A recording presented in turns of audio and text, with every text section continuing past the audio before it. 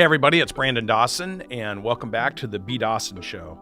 I asked on Instagram, if there was any topics that people would like me to talk about on this show, and I got a whole bunch of responses. And so I thought what I'd do on this show is try to handle as many of these responses as I can, as fast as I can, and see if maybe this works for the people that ask the questions.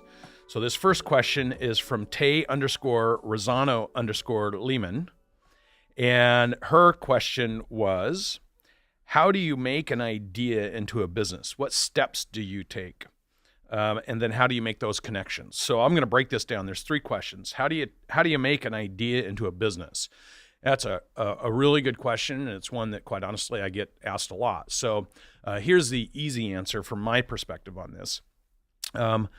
When you have an idea, real money flows to problem solvers. So to the extent that you've personally identified an opportunity to build a business because it solves a problem for you, and you think to yourself, man, if I have this problem, maybe there's an opportunity to even make this a bigger business for others that have the same issue.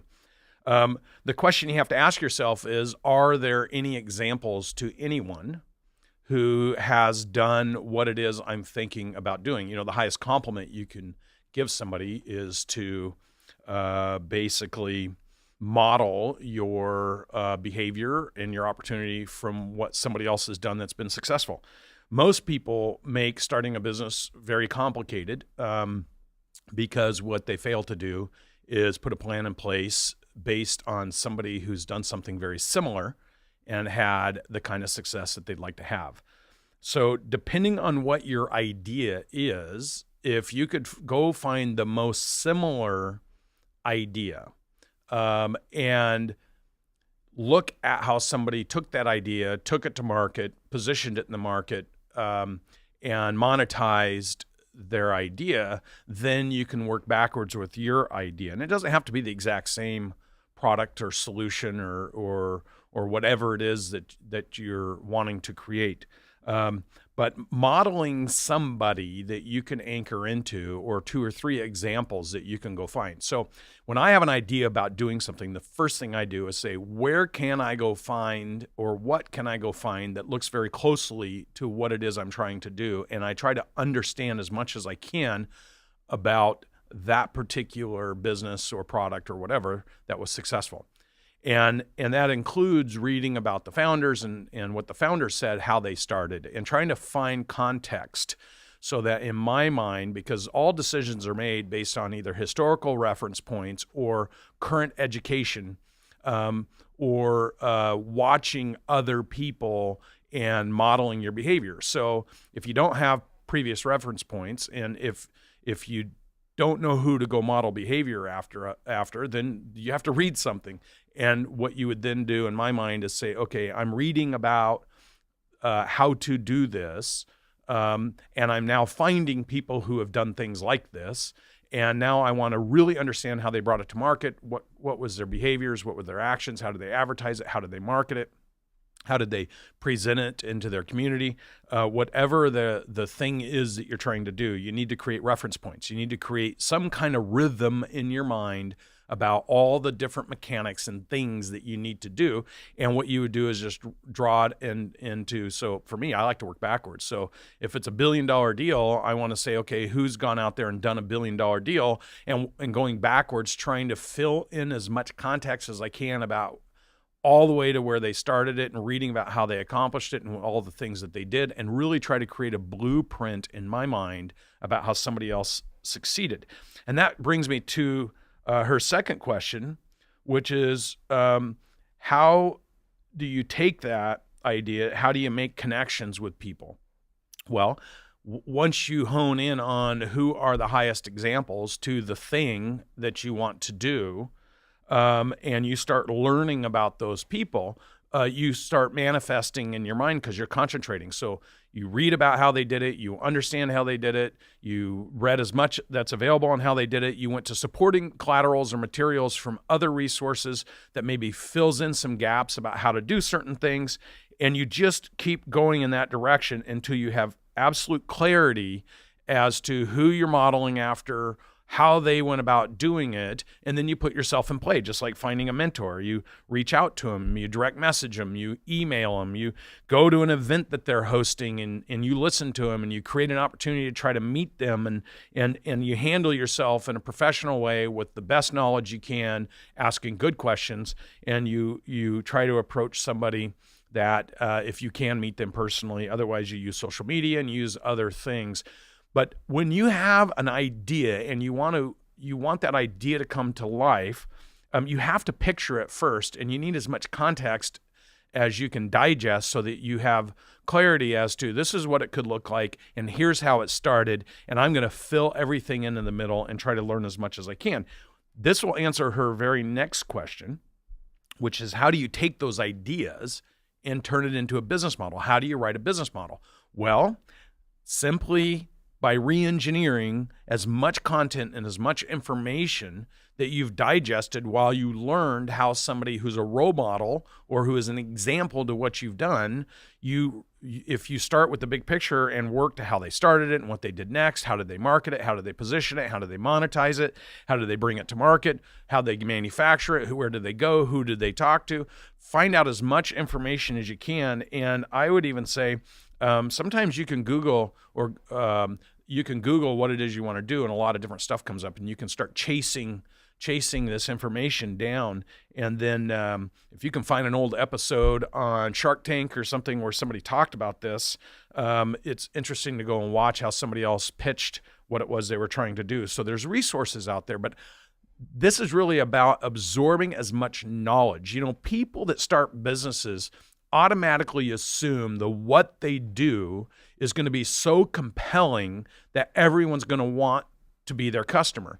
And the truth is, the what you do might be important to you, and it might be the very thing that brought somebody into your ability to influence them, but how you do it, how you go about doing it, who you do it with, and the approach you take in doing it may be actually the differentiator between succeeding and failing. So what a lot of entrepreneurs, they just launch straight in, or business owners launch into, this is what I'm doing, and here's what I want to do, and here's why you should care, and they lose context to the bigger picture, which is who they're doing it with, why they're doing it, what is the why, like what are you changing here? So you got a product, what are you impacting and changing, and really telling your story about that.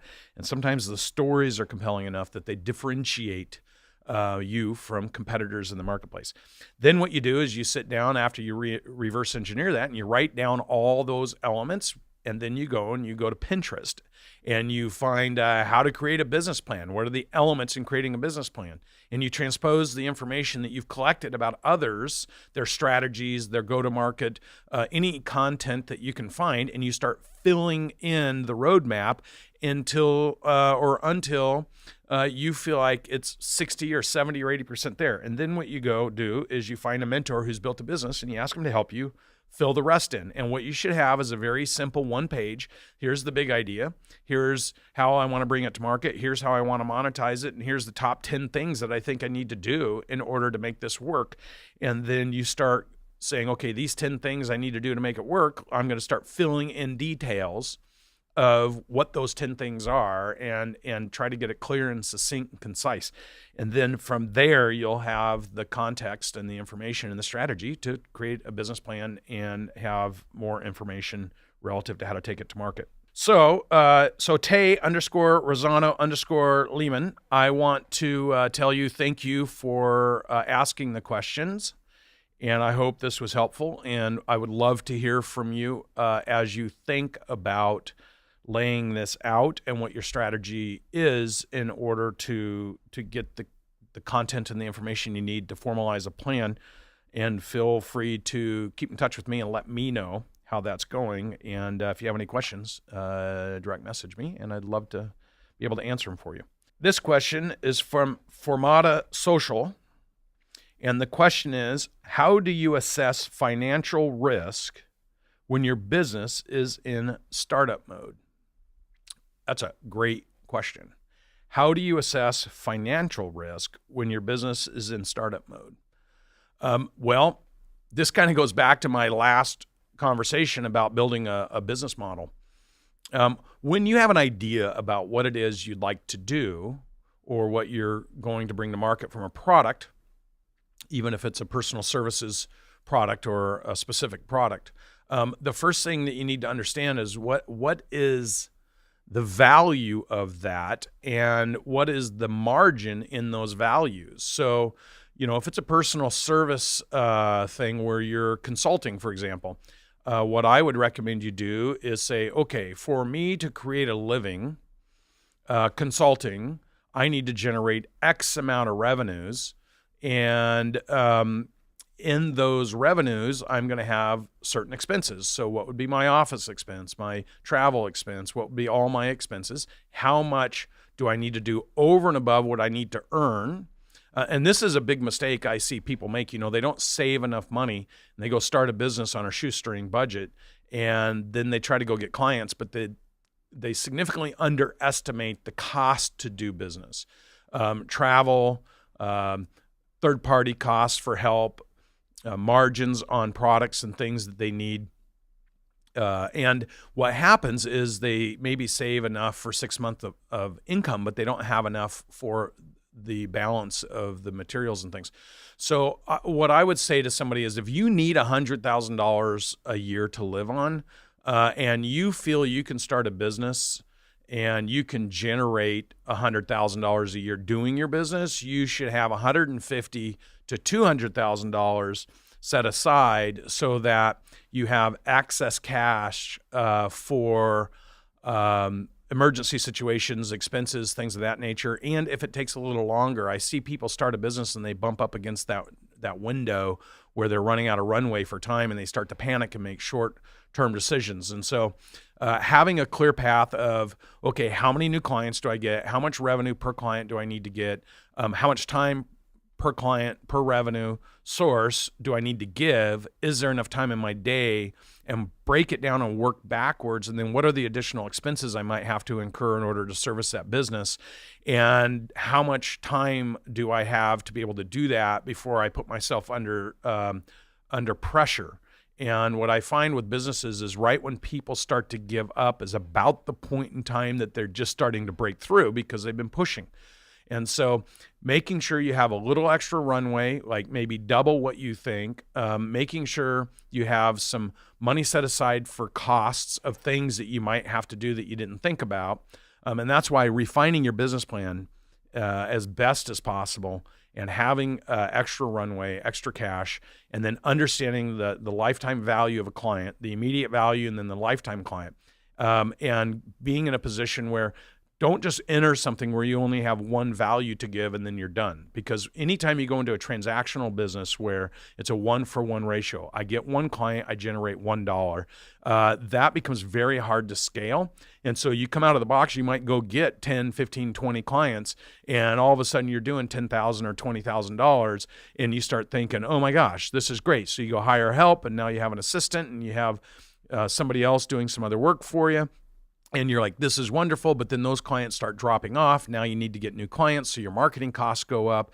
And instead of all of a sudden only needing $20,000 a month because you've been moderately successful gaining new clients and kicking off your new program, now you've hired a few people, you've added an office, you've got some additional expenses.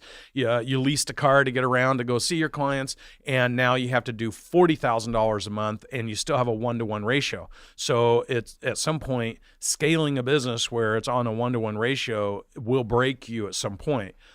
So having a business where you can add value and get a 3-to-1 ratio. So I do this one thing and it's going to create 3 additional revenue streams for me over the long term. And I would significantly model. In my mind, I'd say, okay, one equals this. And until I start hitting those thresholds and adding those other values, I'd really focus on adding those other values before I started scaling the one thing I did well, because you're going to find yourself in that trap or that dilemma where you have to churn new clients so fast that becomes your centralized focus, and maintaining the quality of what you did when it was just you, doing it through 2 or 3 other people now, will diminish because you won't have the time to really work side by side and develop those people. So balancing your growth with your cost structure and really figuring out how to get multiple revenue streams or reoccurring revenue streams from services you offer, maybe by adding some additional services, and take that first year or first 18 months and really get a plan and then test that plan and then scale it. So maximizing what you have and then scaling it. So don't, and then to assess your risk, test into that each month. Am I able to do, because if you can't create other revenue streams and you just have a one-to-one relationship, I bring on a client, I generate X amount of dollars, then they leave. Assessing your risk then becomes harder because you don't have reoccurring revenue. It's purely transactional revenue, and your risk is how many clients can I get? Can I even get any more clients?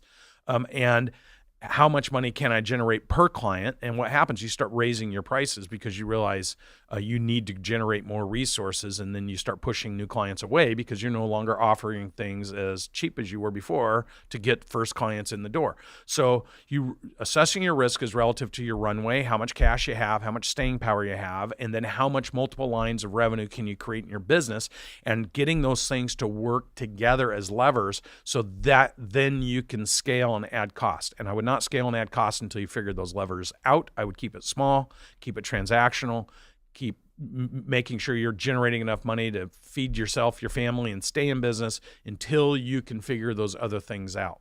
People try to stretch too far, too fast, and they get themselves in trouble in business. So I hope that from Auto Social, I hope that answers your question. And of course, the better you can find somebody to help model your business, so being able to run an Excel spreadsheet every single month against what you're spending and what you're doing, and the more focused you are on real costs and real revenues and revenue streams, and thinking about how to create residual revenue streams that have have good margin involved with those, all those things will help figure all that out. And then your risk is, if it's a one-to-one revenue stream and you lose clients, how much staying power do you have?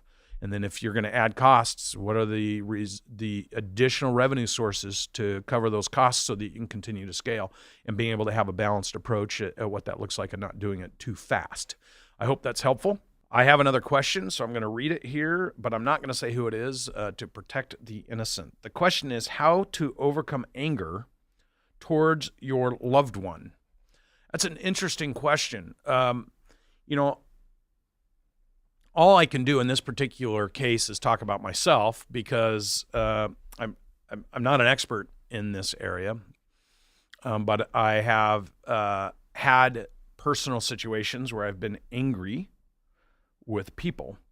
And so I've had to work on myself over the last 20 years to learn how to deal with that. I guess the easy answer for me is, generally speaking, when you're angry, this is my personal feelings on this. When I'm angry with other people for something, I'm usually equally angry at myself for whatever I've co-contributed to that situation.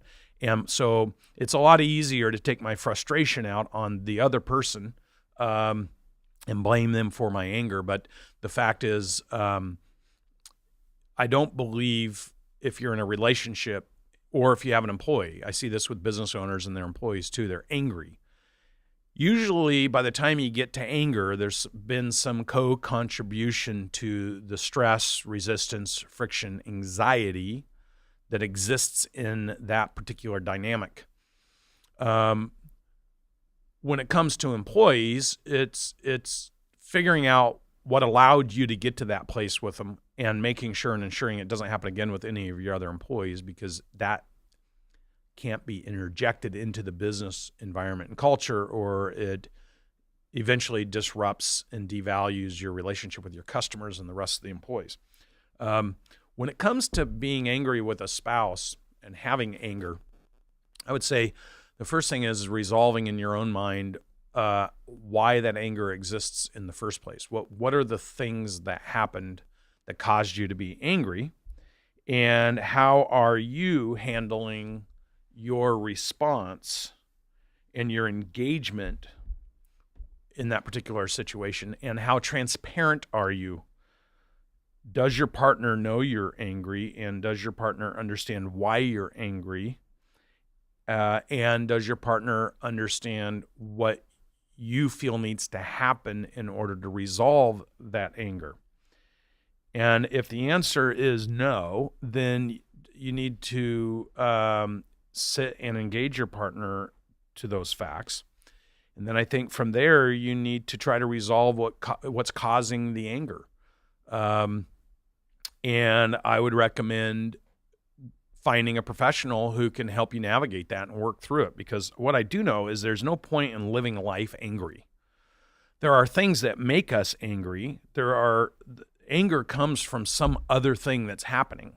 It either is coming from yourself because you're an angry person, or it's coming from some external force that's causing you to be angry. But I think at the end of the day, understanding what that is, understanding why you're reacting that way, and really understanding yourself and how you're co-contributing to that is probably the first and foremost thing. And then getting help with your partner to talk about how you can work together to relieve that tension and not cause the anger or frustration. Usually anger is coming after frustration. And so what's causing the frustration that's creating the anger, and dealing with the thing that's causing the frustration.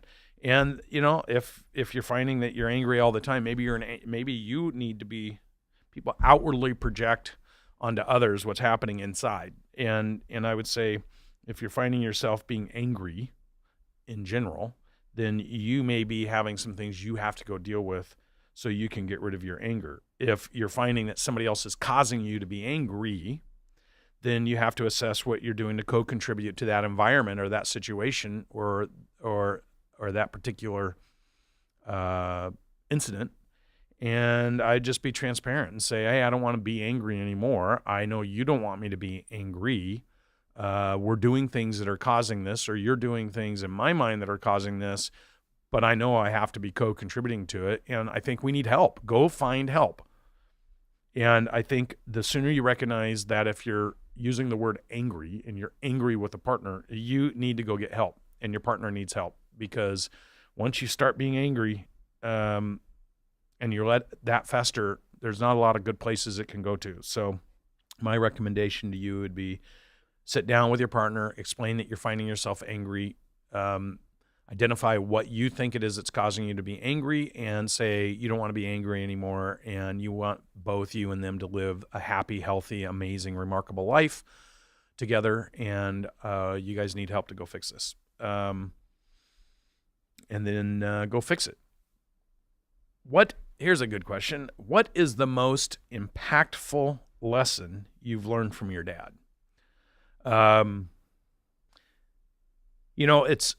It's amazing, that question. I think the most impactful thing I've learned from my dad is compassion.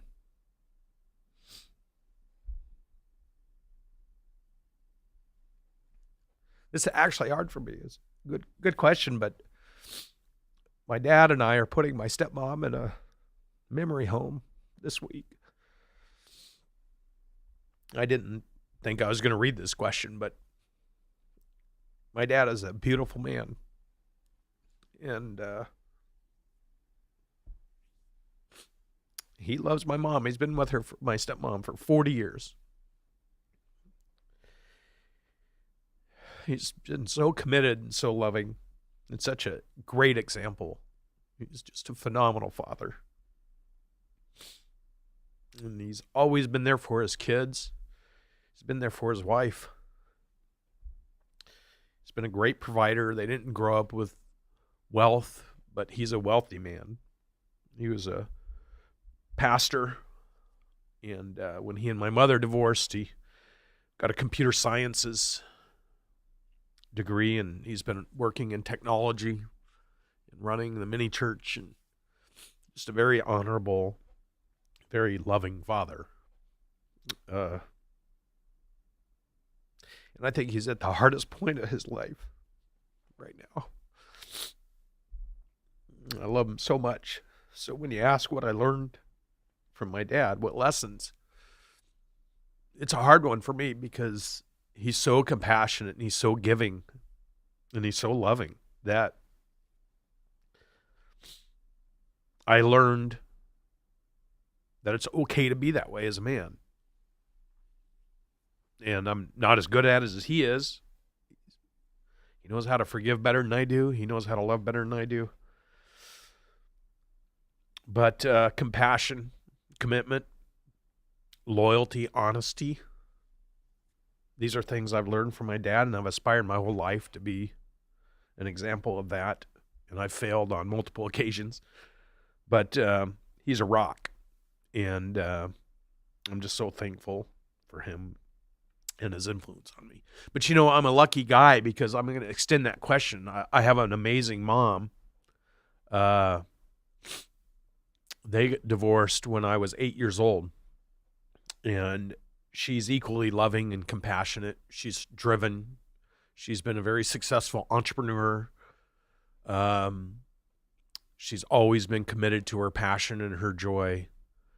And I love her as well. But I think the beauty in life, I think the bigger context here is when my parents divorced when I was a kid, it was really hard.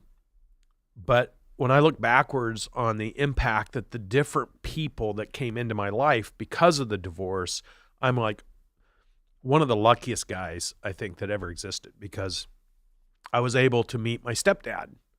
And he's an unbelievable, successful entrepreneur.